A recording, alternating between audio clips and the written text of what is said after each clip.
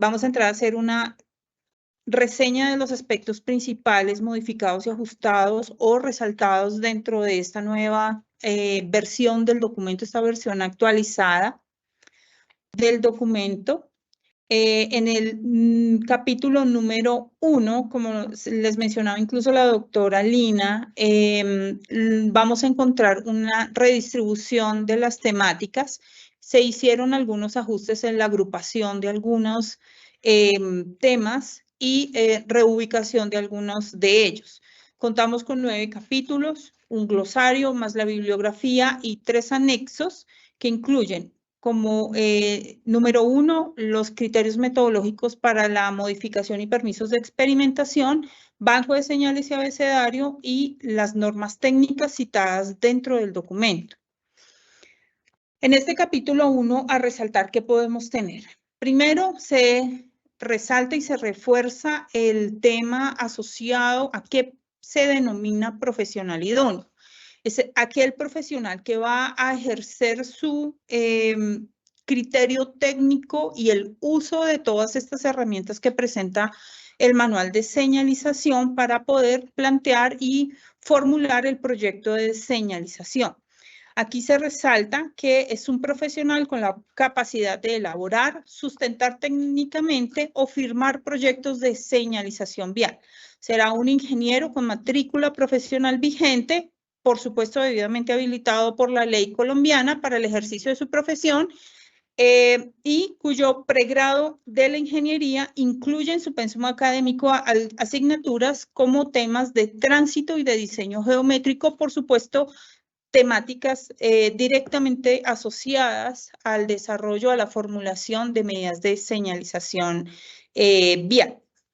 El proyecto de señalización está definido como el proyecto, aquel diseño, aquel proyecto que incluye desde el diseño, la construcción, ubicación, instalación, retiro de toda la señalización vial, es decir, todas las etapas o fases del proyecto vial. Allí lo queremos resaltar que hemos querido formular este documento para que sea desde el mismo diseño, desde la planificación del proyecto de infraestructura, que se consideren los aspectos relacionados a la señalización vial. Aquí estábamos resaltando en la imagen aquellas vías, aquellos proyectos de infraestructura en los cuales aplica este manual. Están las vías en contextos urbanos y rurales, las vías privadas abiertas al público, aquellas vías por donde circulen vehículos, todos los espacios públicos y privados abiertos al público, aquellos que tienen acceso o interacción con líneas férreas y algunos entornos especiales. ¿Esto por qué va a ser importante? Dentro del documento se procura hacer una diferenciación y una orientación mucho más clara frente a la implementación de la señalización en diferentes entornos y en diferentes contextos viales. El último punto a resaltar dentro de este capítulo es la flexibilidad en ese proceso de modificación y permisos de experimentación. ¿Esto qué va a permitir? Que ante la presencia de diferentes materiales, nuevas propuestas, nuevos desarrollos en la movilidad, en el tránsito, pues el manual sea una herramienta muy flexible que permita el desarrollo por parte del profesional idóneo de un proyecto de señalización realmente ajustado a la realidad y al contexto sobre el cual va a implantar o a implementar estos lineamientos que se están proponiendo desde el documento. El capítulo 2 es el que obedece a todo lo relacionado a señales verticales, la señalización vertical. Dentro de este capítulo vamos a resaltar algunos puntos como son las placas educativas. Estas placas que, como vamos a encontrar nueva señalización, nuevos pictogramas, pues necesitamos resaltar la manera en la que vamos a empezar a mostrar a los ciudadanos, a los diferentes actores viales, estos nuevos mensajes para tener una comunicación mucho más clara en la infraestructura vial. Aquí, ¿qué vamos a resaltar? Esta placa educativa vamos a incluirla cada vez que encontremos un símbolo nuevo, una simbología nueva dentro de la señal vertical. Se va a expresar en un texto aquello que significa la señal y vamos a tener estas señales, estas placas, perdón, por un tiempo máximo de 3 años. Esto para poder garantizar que los ciudadanos y los actores viales, diferentes actores viales, tengan un entendimiento claro de el significado de esa nueva simbología. Dentro de la señalización vertical, hubo un componente importante a resaltar y es el tema de los soportes verticales. Aquí entramos a resaltar los sistemas abatibles o colapsables, principalmente aquellos para que no nos generen cortantes o punzantes al momento de su retiro.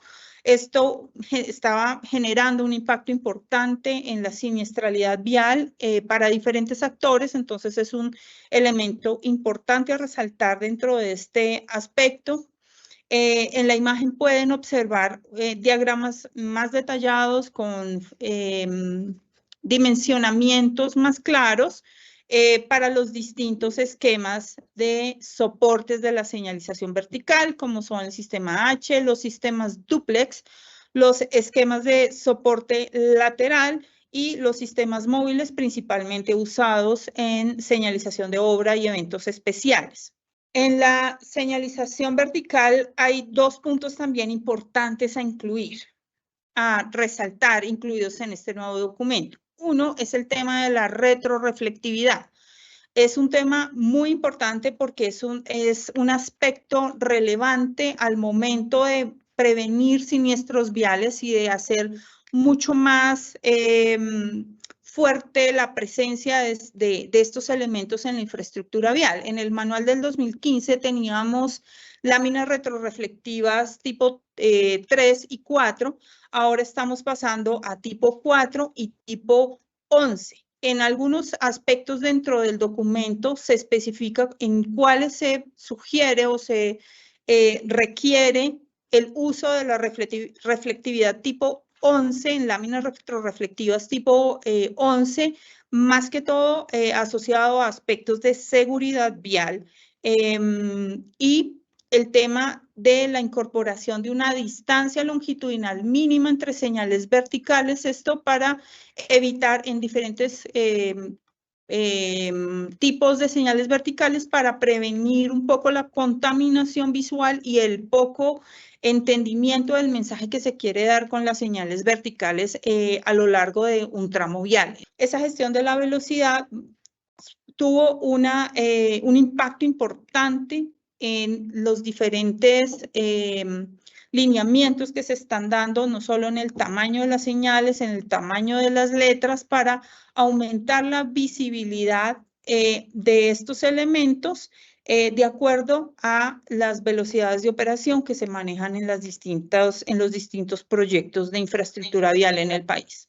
Algunas de las señales reglamentarias que van a encontrar como nuevas o modificadas están algunas de las que ven en pantalla. La SR 56 es un elemento nuevo muy asociado a esos proyectos donde se está dando prioridad peatonal, proyectos de pacificación del tránsito. Es un elemento que tomamos desde la Convención de Señalización de Naciones Unidas del 68.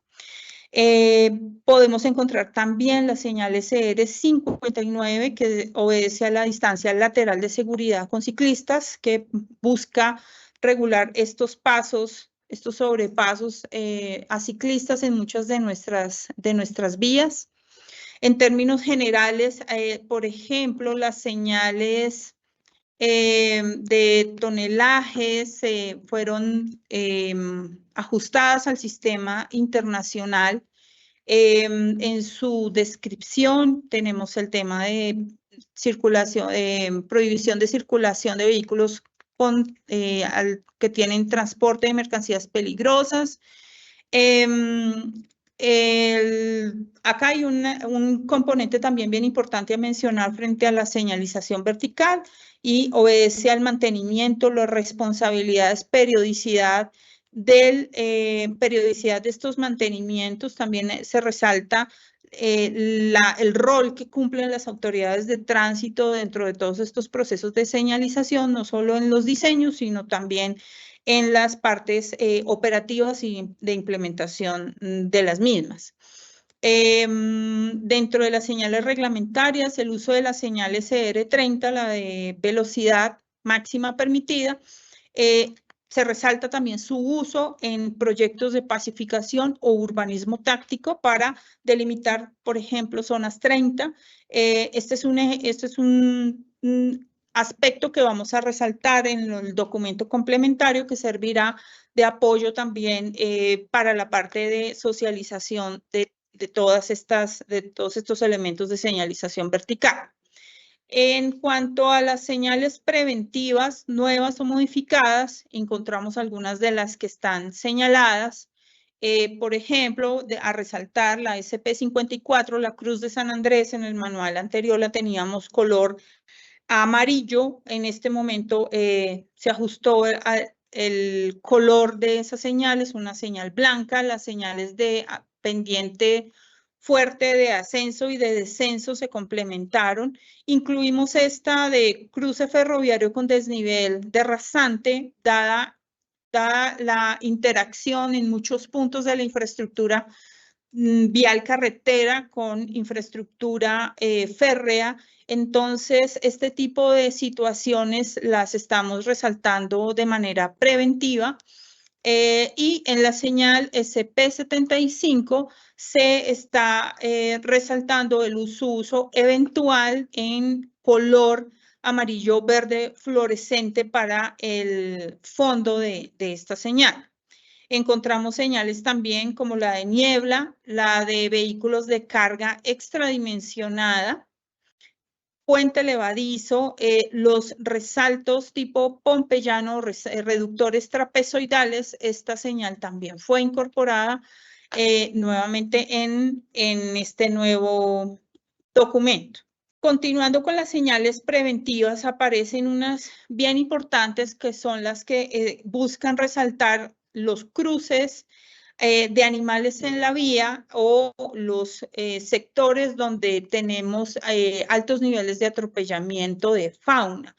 Esto muy en línea con las guías que se vinieron trabajando desde el Ministerio de Transporte y el Ministerio de Ambiente, buscando la protección de estas especies.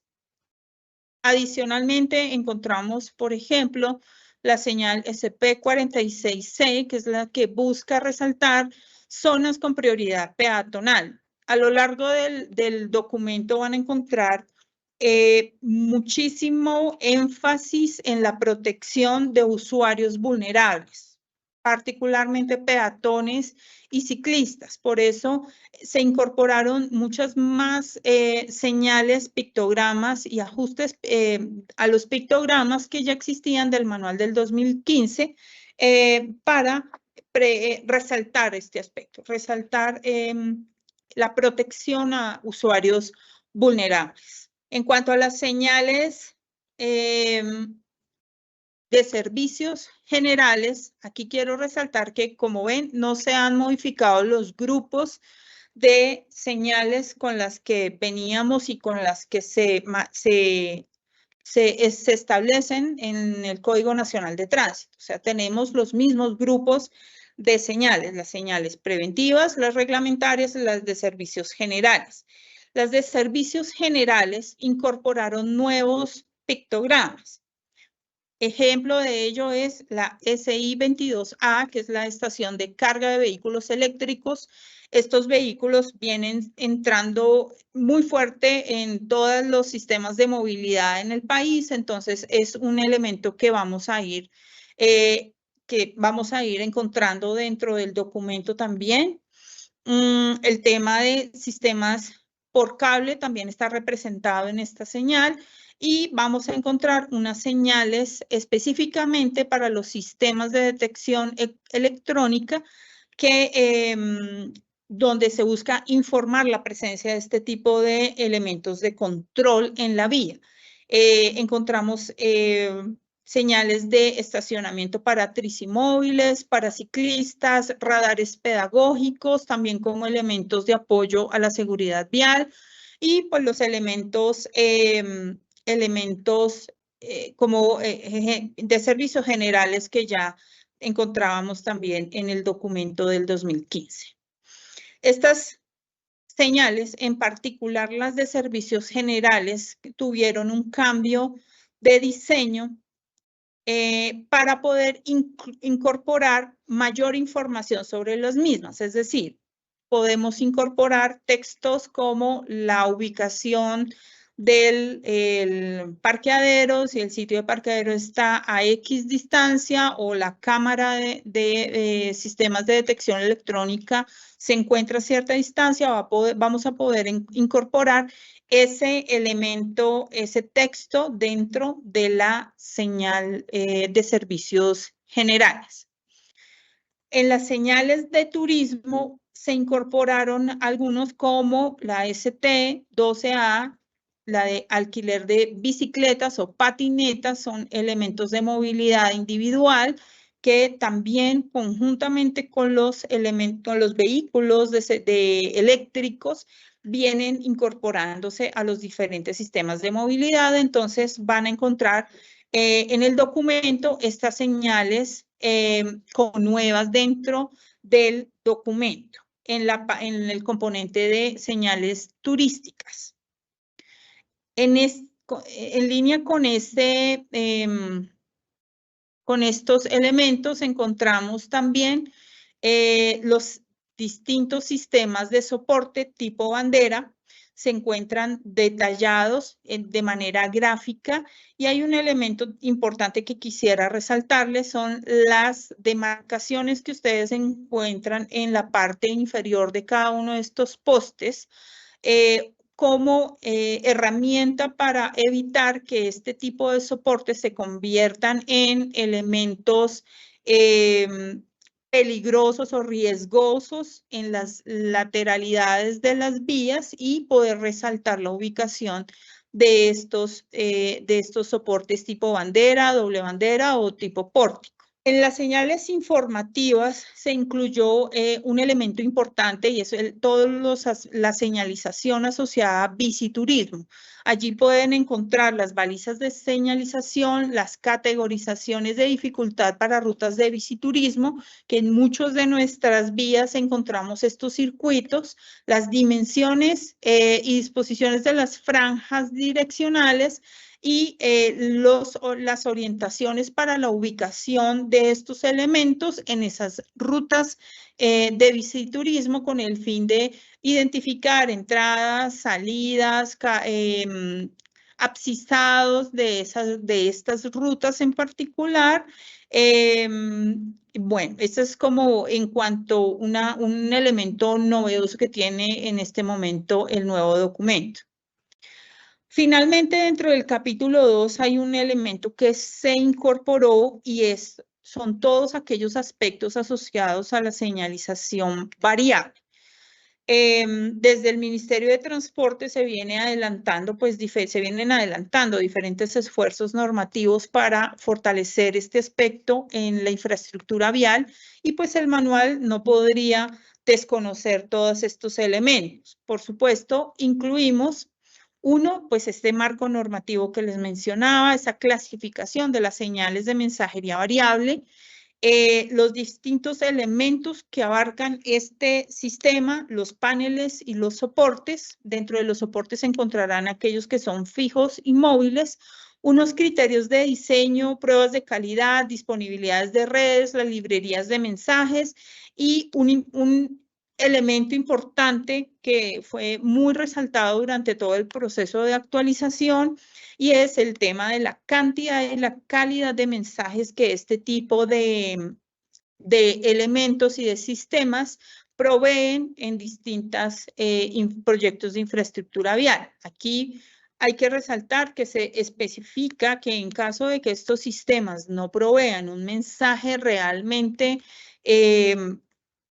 necesario para la infraestructura, estos deben permanecer apagados. Esto es una buena práctica que a nivel internacional se viene adoptando, y pues que quisimos dejarlo plasmado dentro del documento. Se dejan algunas orientaciones frente a los mensajes y cuál debe ser la manera de proyectar estos mensajes a través de los sistemas de señalización variable. Finalmente, en el capítulo 2 encontrarán un apartado detallado hacia la señalización de túneles. Encontrarán 4 esquemas típicos de señalización vial.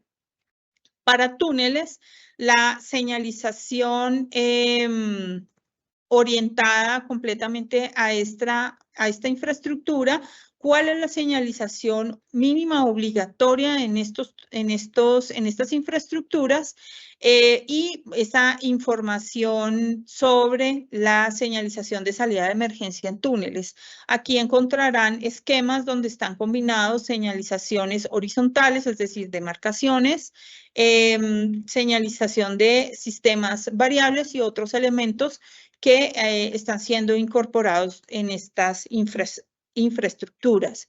Estos son los elementos principales. El capítulo número 2, que corresponde a señalización vertical, finaliza con el apartado de señalización de túneles. Le daré paso a mi compañera Marta para continuar con el siguiente capítulo. Bueno, buenos días. Vamos a hablar ahora de las principales actualizaciones en el capítulo 3 de demarcaciones. En este capítulo se actualizaron los colores que se pueden utilizar en la demarcación. Se explican claramente en qué condiciones o para qué se utilizan cada uno de los colores. Se incluyeron el azul para servicios de salud, aeropuertos, zonas turísticas, rojo para vehículos de emergencia, verdes para zonas dedicadas a vehículos de emergencia. Adicionalmente, en proyectos de pacificación del tránsito pueden utilizarse otros colores diferentes a los aquí especificados. La Agencia Nacional de Seguridad Vial está terminando el ajuste a la guía de pacificación del tránsito, la cual será próximamente publicada y estará armonizada con este manual. Bueno, otros ajustes incluidos en este manual fueron se actualizó la tabla que describe las longitudes de adelantamiento porque no estaban armonizadas con el manual de diseño geométrico. En este caso se tuvo en cuenta la tabla, la más reciente de la AASHTO, para actualizar las zonas de no adelantar. Se hicieron aclaraciones para el uso del patrón PEC, el cual es usado para la segmentación y de las líneas y la separación de tachas. Adicionalmente, se incluyeron algunas demarcaciones nuevas que las vamos a ver en esta presentación. Finalmente, el ancho de línea se actualizó, incluyendo claramente cuándo debe ser un ancho de línea de 15 centímetros, en este caso para vías de doble calzada. ¿Por qué? Pues en función de la velocidad de operación. Adicionalmente, se hicieron ajustes en los diagramas de transición de reducción de carriles, de tal manera que el achurado correspondiera efectivamente a la zona, pues que no debe ser traspasada por los vehículos en la circulación. Va a haber una transición como se presenta en las imágenes de la izquierda.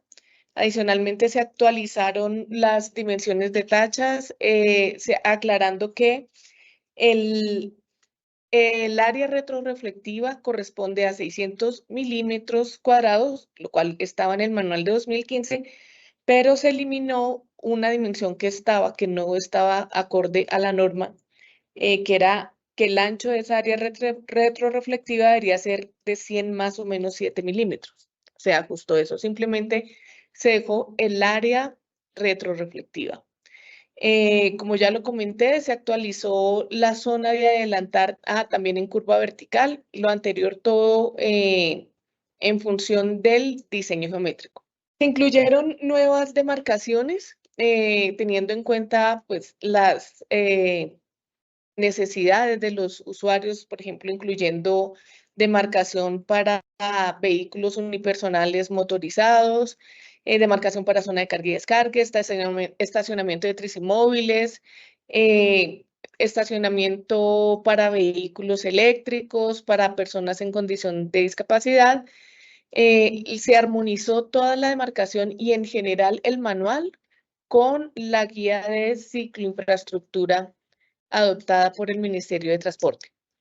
La clasificación de las flechas para la demarcación, se incluyeron las flechas que están en el recuadro superior derecho, porque esto es lo que realmente tenemos en muchas intersecciones, principalmente en entornos urbanos.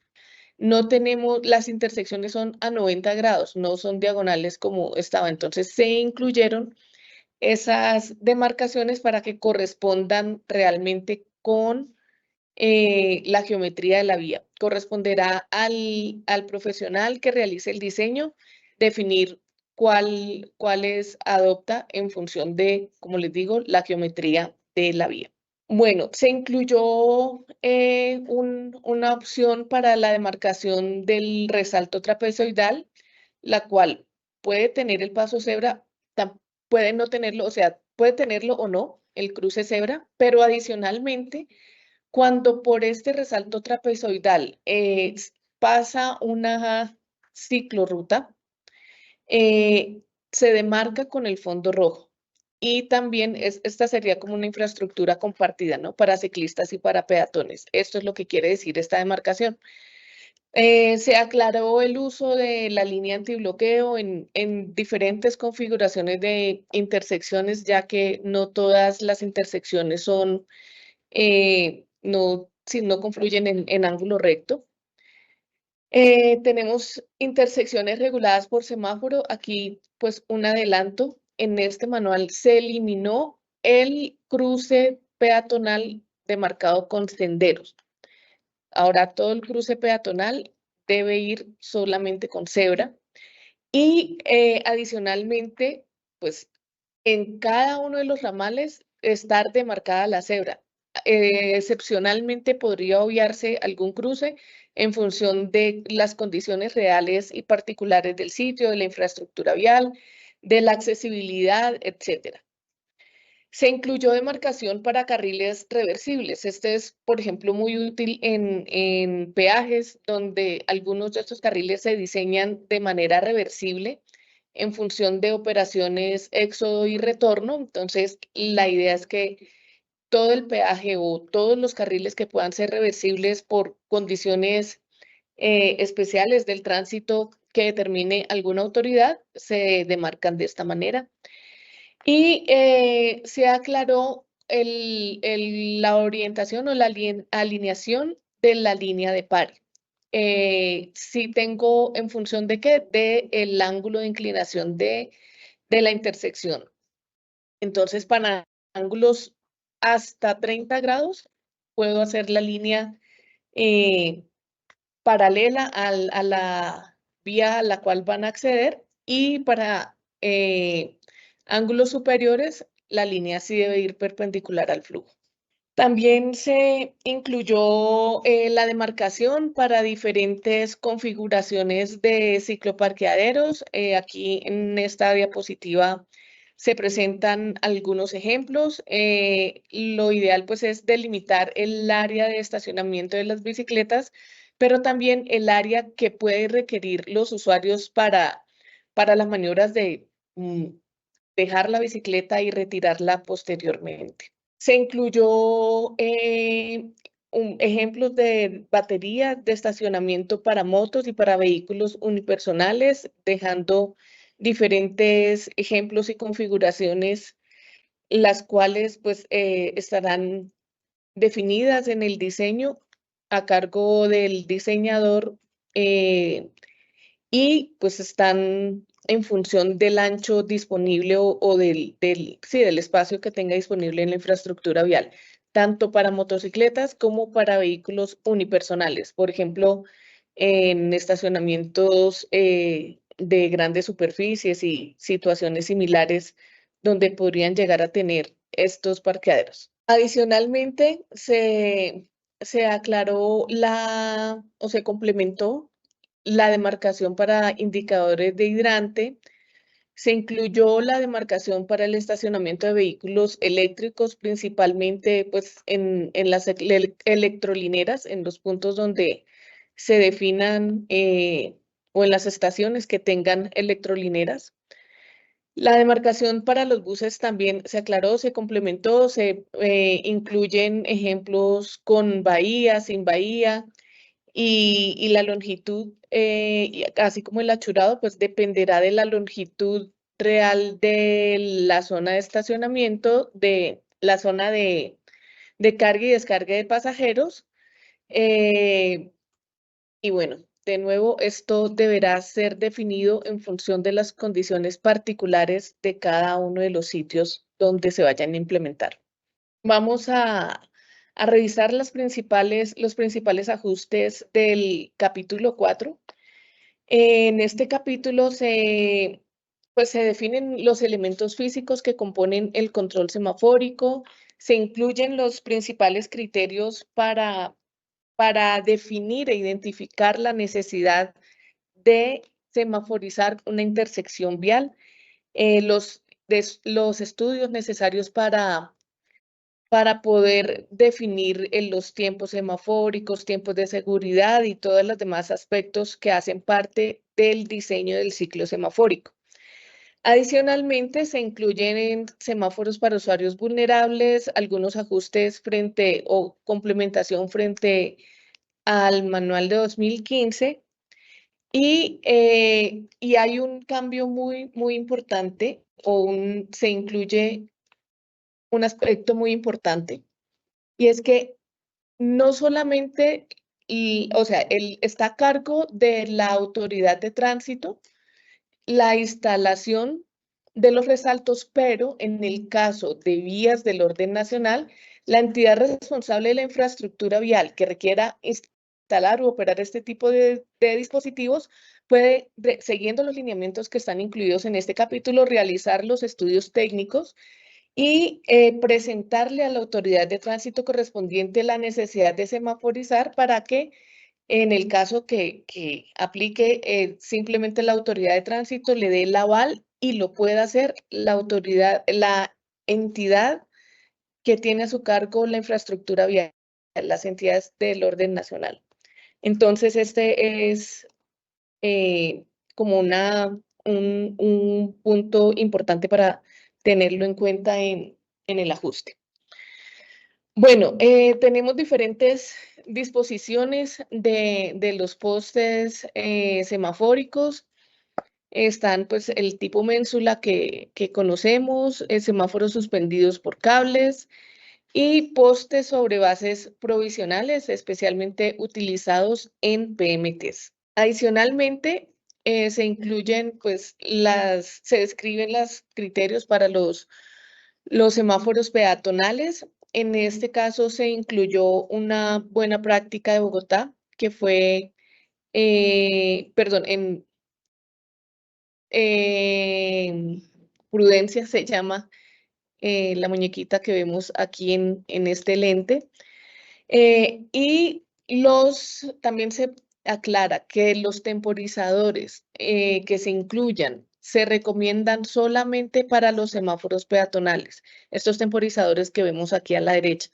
No es recomendable usar temporizadores para para los semáforos vehiculares, porque apenas faltan unos segundos ya muchos usuarios quieren iniciar a cruzar las vías.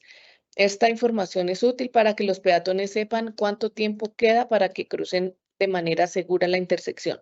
Adicionalmente, en muchas intersecciones en vías urbanas se permite al tiempo una fase en verde peatonal y el giro derecho de los vehículos. En este caso se incluyó la flecha, este módulo en flecha color ámbar intermitente, para alertar a los conductores de los vehículos motorizados o en general de los vehículos que está en verde la fase peatonal. Entonces la prioridad es peatonal, ¿no?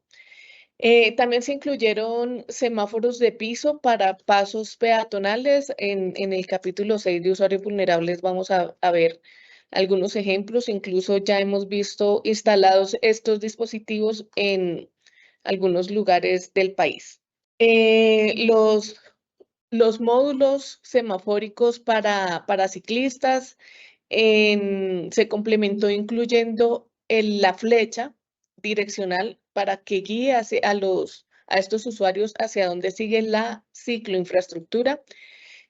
Para ciclistas también se incluyó la posibilidad de contar con un semáforo repetidor a nivel de la visual del ciclista, la cual pues obviamente debe estar sincronizado con el semáforo principal, y la localización del módulo sonoro en semáforos. Se aclaró la simbología para la regulación de carriles BRT. Los colores corresponden a los mismos, el rojo, el amarillo, el verde, y se incluyó simbología para la regulación de tranvías. Estamos pues cambiando a nuevos modos de transporte, entonces el manual está adelantándose ante esa posibilidad. De hecho, en algunos lugares ya existe, ¿no? Y también se aclararon los criterios para el soporte en montaje de aproximación de trenes. Perfecto, entonces del capítulo 5 comprende todos estos aspectos relacionados con los dispositivos para la regulación del tránsito. Aquí es importante resaltar que este capítulo busca resaltar, más allá que materiales en particular, la funcionalidad de aquellos y para qué están hechos estos dispositivos. Esto es un aspecto transversal que es importante mencionar al momento de leer el documento, que ustedes van a encontrar algunos materiales sugeridos dentro del documento, pero el documento no se cierra en este aspecto. El capítulo 5, aspectos a resaltar, está el tema de los delineadores de curva horizontal. Esta señal vertical utilizada en sectores de riesgo por la velocidad de operación de la vía y que busca proteger a quienes circulan en estos tramos, da la posibilidad en este manual de hacer uso de los dos colores, el amarillo o el color amarillo verde fluorescente. Por supuesto, todo el tramo deberá estar en el mismo color que se instala. No es permitido que se coloque uno amarillo y uno verde, sino todos deben estar del mismo color, pero el amarillo verde fluorescente podrá ser utilizado en aquellos sectores donde se quiera prevenir de mejor manera a quienes circulan por estos tramos y prevenir siniestros viales. De igual manera, el tamaño de estos delineadores de curva horizontal para algunas de las velocidades, sobre todo aquellas que son más altas, las velocidades de operación, aumentó, dado que en algunos tramos no era posible por parte del conductor ver estas señales de manera adecuada y pues prevenir cualquier sector crítico o prevenir cualquier incidente en la vía. Asimismo, están incluidos los sistemas de delineación lineal. Esto Estas franjas, digámoslo así, estos elementos buscan resaltar aquellos elementos laterales de las vías, básicamente sistemas de contención vehicular, muros, en sectores de baja iluminación o con condiciones climáticas adversas, de neblina, y busca resaltar justamente estos elementos. Estas láminas retroreflectivas tendrán condiciones tipo 4 de retroreflectividad o superiores en caso de requerirse, por supuesto, bajo el análisis del profesional que esté analizando el proyecto de señalización o los aspectos de señalización de dicho tramo. Dentro de este capítulo podrán encontrar nuevos segregadores portátiles. Estos segregadores portátiles no necesariamente van anclados a la capa de rodadura de la infraestructura, son portátiles, son fáciles de modificar, de mover de su sitio inicial, y lo que es importante resaltar acá es que estos segregadores portátiles siempre deben contar con alguna delineación o algún recubrimiento con características reflectivas que permitan a los usuarios su visibilidad y pues no se conviertan en elementos contundentes en las vías. Entonces siempre deben contar con algún elemento que permita su visibilidad. En este capítulo encontrarán todos aquellos elementos como tachones, tachas, estoperoles, su función, sus colores, todas sus características principales y las diferentes indicaciones y lineamientos para su instalación y para que efectivamente puedan ejercer ese propósito que es el de reducir efectivamente la velocidad. Aquí en el documento encontrarán lineamientos técnicos generales para esa instalación. ¿Cuáles son esos análisis y estudios técnicos que se requieren para la instalación de dichos elementos, de dichos reductores de velocidad?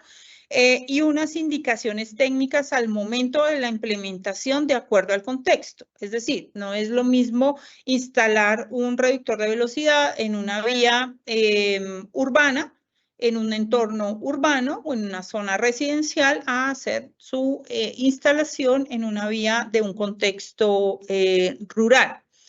En cuanto a las bandas alertadoras, por ejemplo, pueden encontrar que el diseñador podrá definir la configuración para que haya una transición gradual de la velocidad, y en entornos urbanos pueden colocarse una cantidad de grupos de estas bandas de manera más flexible. Ya no serán grupos de 10 líneas, de 10 bandas, sino podrán usarse grupos de 5.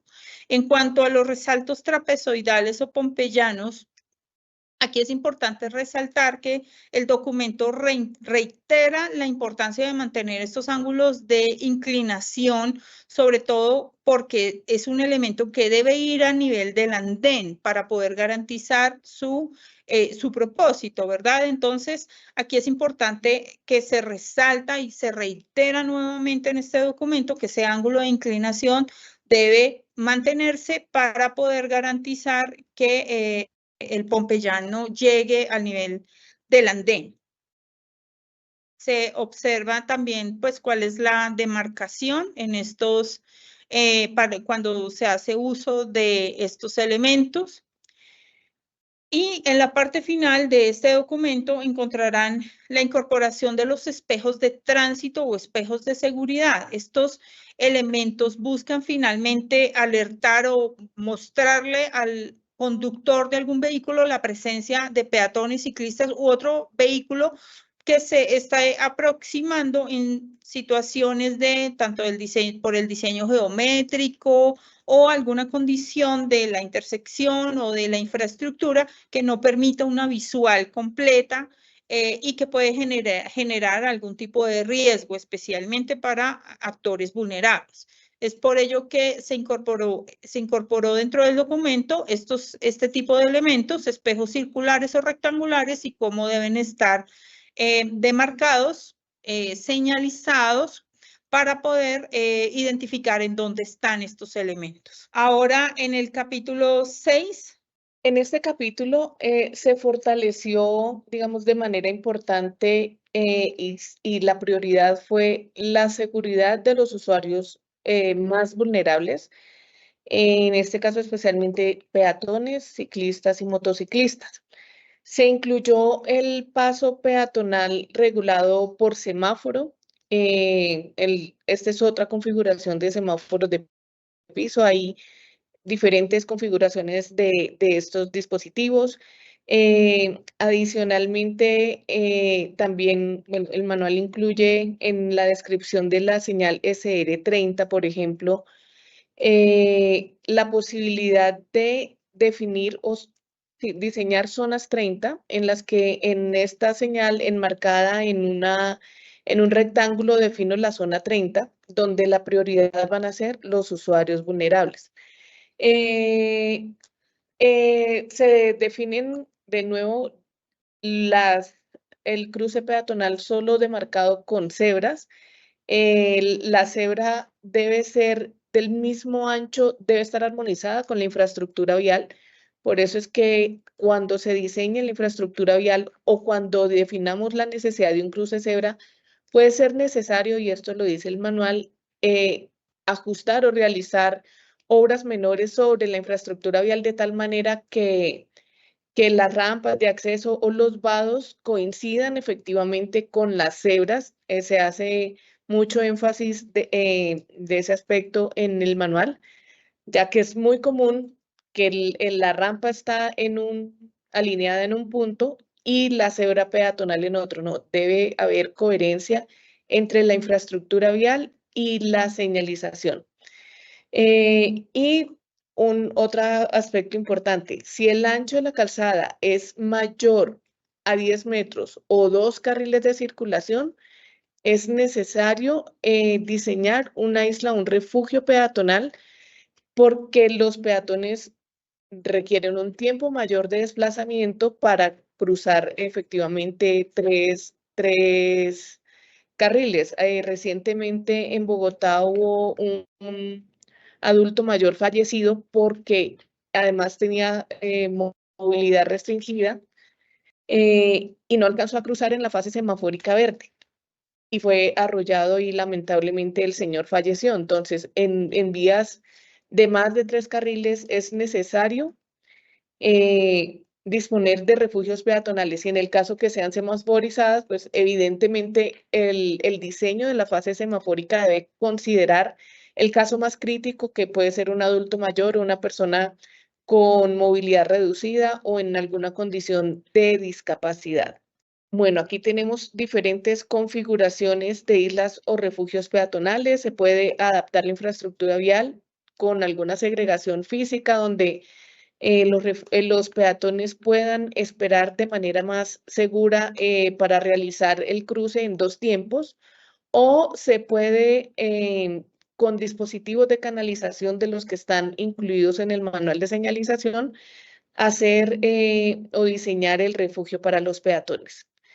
Adicionalmente, en algunos casos, estas cebras deben ir acompañadas con las líneas de detención, que pueden ser pare o ceda el paso, y corresponderá al diseñador definir cuál de las líneas utiliza, ¿no? En función de las condiciones particulares, de los aforos, del número de peatones y otros aspectos técnicos a tener en cuenta para realizar este diseño. Se incluyó señalización informativa para peatones, por ejemplo, esta de calle cívica, precaución de cruce férreo. Esta señal, obviamente estas medidas, tan en general para usuarios vulnerables y en especial para peatones, deben ir acompañadas de otras medidas físicas sobre la infraestructura. La señalización sola puede ser insuficiente, excepto si yo tengo el cruce regulado con semáforo, estoy protegiendo al peatón, pero en otros casos estas medidas deben acompañarse con algunas medidas de pacificación del tránsito para mejorar las condiciones de seguridad del sector, reducir las velocidades de operación, forzar la reducción de las velocidades de operación, porque simplemente poner la señal reglamentaria de velocidad máxima también es insuficiente. Entonces, todas estas medidas, el diseño debe ser integral y debe incluir todos estos aspectos que hacen parte ya propiamente de un diseño, ¿no? Entonces, el manual recomienda eso, que estas medidas para peatones estén acompañadas de otras sobre la infraestructura para lograr una pacificación del tránsito. Bueno, mallas peatonales estaban incluidas en el manual, simplemente se complementó la información que estaba aquí. Estos dispositivos pues son muy útiles en vías donde tenemos dispuestos pasos peatonales a desnivel, pueden ser elevados o deprimidos, pero sin embargo, al estar cerca de entornos urbanos o suburbanos, pues no son utilizados por estos usuarios. Entonces, es para reforzar la seguridad y obligarlos a que efectivamente utilicen el cruce peatonal a desnivel. También se incluyó la señalización informativa direccional en zonas peatonales. Ya este manual incluye criterios para zonas 30, como ya lo mencioné, así como para zonas que serán exclusivamente peatonales. En esos casos también es necesario informar a estos usuarios por dónde es la ruta a seguir, por dónde están las zonas 30, donde finalizan, por ejemplo, o las zonas que son peatonales exclusivas. Y se incluyó la instalación de vinilos adhesivos en lenguaje braille para personas con discapacidad visual. Bueno, pasamos a dispositivos para ciclistas. En general, el manual hizo una armonización con la guía de cicloinfraestructura que está pues, adoptada por el Ministerio de Transporte, y esto principalmente en cuanto a lo que es infraestructura, y complementó todo el capítulo de señalización de la cicloinfraestructura, la cual puede ser compartida, segregada preferiblemente, o en carriles ciclopreferentes, donde pues estos carriles están compartidos con vehículos motorizados, pero la prelación la tienen los ciclistas. Entonces se complementó toda la descripción de la señalización para estos diferentes casos de la infraestructura para ciclistas. Bueno, se incluyeron algunas señales nuevas para ciclistas y para cicloinfraestructura.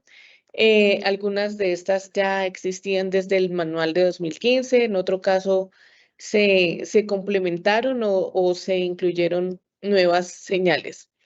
Adicionalmente, se incluyeron también 2 señales preventivas para la cicloinfraestructura, que son la circulación de bicicletas a contraflujo cuando tenemos ciclobandas, por ejemplo, y la señal SP59, que debe tener la placa adosada que prevenga al vehículo motorizado que adelante al ciclista con una distancia aproximada de 1,5 metros. Bueno, adicionalmente se hicieron algunos ajustes o complementos a la señalización vertical informativa para ciclistas, pero también en la demarcación se incluyó el cajón para bicicletas o bike box, siempre y cuando, y este es el mismo principio que debe mantener, ahora lo vamos a ver para motociclistas, tengamos una ciclobanda o sí, especialmente una ciclobanda o una ciclorruta segregada. En ese caso, ellos pueden avanzar y esperar el cambio, por ejemplo, de fase semafórica en este cajón. Listo. Señalización en dispositivos para motociclistas. Las motovías pueden ser inclusivas o exclusivas. pues exclusivas están completamente segregadas o se incluyeron algunos aspectos de la señalización para motovías inclusivas. Aquí tenemos dos ejemplos, una en los extremos de la calzada y otra en la mitad del carril. Corresponderá a la autoridad de tránsito definir en dónde va a disponer de estas motovías inclusivas, por ejemplo, o la construcción de motovías exclusivas. El manual de señalización que dice, cuando las tenga, señalícelas de esta manera. Pero, ¿quién define? Simplemente la autoridad de tránsito en su respectiva jurisdicción y competencia. Zonas adelantadas para motocicletas inclusivas. El mismo principio de las bicicletas, sí, solamente cuando tenemos motovías podemos diseñar una zona adelantada para motociclistas. Si no la tenemos, no pueden ir este tipo de zonas adelantadas, ¿no? Porque simplemente el motociclista debe ocupar su carril. Y en ese caso, pues se puede demarcar de esta manera. Se complementó la señalización informativa para motociclistas teniendo en cuenta lo que ya se observó en la demarcación. Cuando tengamos zonas adelantadas para motociclistas, se va a informar tanto al motociclista como a todos los usuarios que existen estas zonas donde llegan los motociclistas y esperan en esta zona adelantada el cambio semafórico. Y se incluyeron pues requerimientos de retroreflectividad. Esta señalización debe tener o cumplir los mismos requerimientos de retroreflectividad y dimensiones descritas en el capítulo 2. ¿Por qué? Es un vehículo motorizado. Listo. Continuamos con el capítulo 7. Bueno, muchísimas gracias por continuar con nosotros. En el capítulo 7 encontrarán el compendio de aspectos relacionados con la señalización y medidas para seguridad vial para obras en la vía.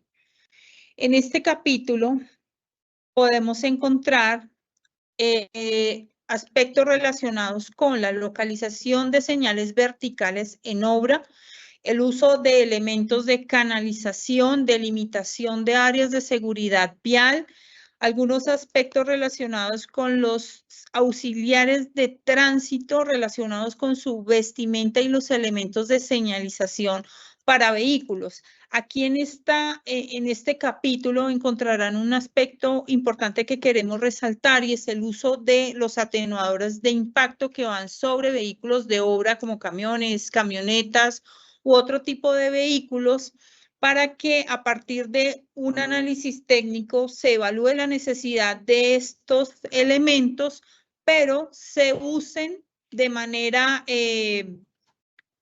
obligatoria en vías con altas velocidades de operación para PMTs, planes de manejo de tránsito en categorías 2 y 3. Estos elementos para garantizar y proteger a los usuarios de la vía y a los trabajadores que están en estas zonas de cualquier impacto que se pueda presentar por la circulación de vías por la circulación de vehículos, disculpen, que circulen cerca de la zona de obra. En las principales en las principales modificaciones que encontrarán en este capítulo, encontrarán la inclusión de señales verticales para obra y algunas modificaciones en unos puntos dentro de los documentos técnicos relacionados con los planes de manejo de tránsito. Los principales cambios los encontrarán en los siguientes aspectos: en manejo de peatones y no motorizados, en características del tránsito, en la información de divulgación, actas de socialización y seguimiento. Esto que busca el documento, brindar diferentes elementos para que sin perder la técnica que requieren estos análisis, pues cualquier autoridad de tránsito pueda requerir a sus ejecutores de obra, estos PMTs, de manera según la magnitud de la intervención a realizar.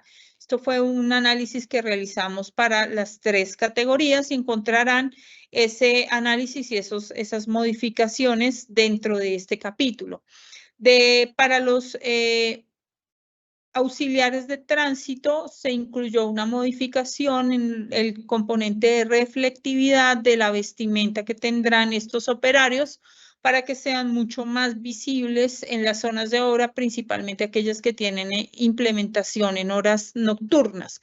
Entonces, aquí dentro de este capítulo, ustedes encontrarán como principales aspectos a modificar estos aspectos.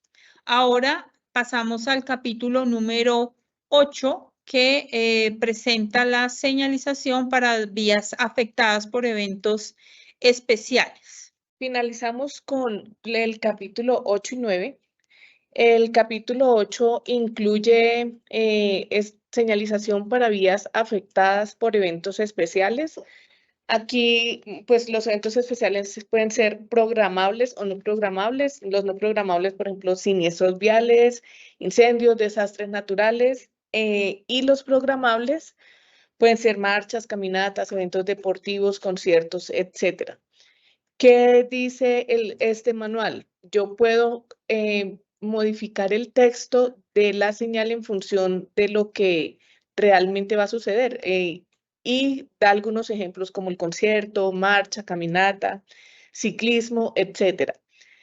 ¿Qué es importante resaltar en este aparte? Que aquí esta señalización debe estar acompañada por otras señales, deben obedecer a un plan de manejo de tránsito y estar acompañado por otra señalización reglamentaria y preventiva de acuerdo con lo que se diseñe en un PMT.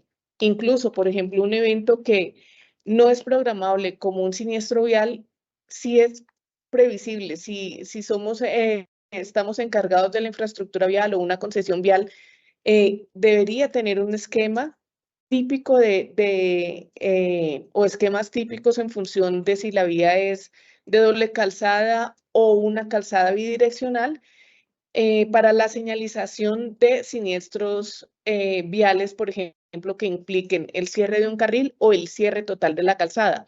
Son eventos que, si bien no es previsible en dónde van a ocurrir, es altamente probable que ocurra. Entonces, esto debe obedecer a un PMT donde esta señalización esté acompañada por otra señalización preventiva, informativa y reglamentaria. Y finalmente, en el capítulo 9 se incluyen aplicaciones especiales de señalización, que principalmente son 3, zonas especiales de manejo y protección PEM, por ejemplo, centros, zonas históricas, patrimonios culturales, centros históricos, este tipo de cosas pueden tener esta señalización especial. El otro caso donde tenemos algunas señales, por ejemplo, tipo tótem, sí, señales que por su disponibilidad de espacio no vamos a señal con el sistema de soporte tradicional, entonces pueden ser adosadas a la pared o a un costado del paramento de la vía. Tenemos señales tipo tótem, donde tenemos diferentes esquemas, un monolito de pie o un monolito tipo colombina. Entonces, en estos centros de manejo y protección especiales podemos tener estos diferentes tipos de señalización. Esto es nuevo en el manual de 2024.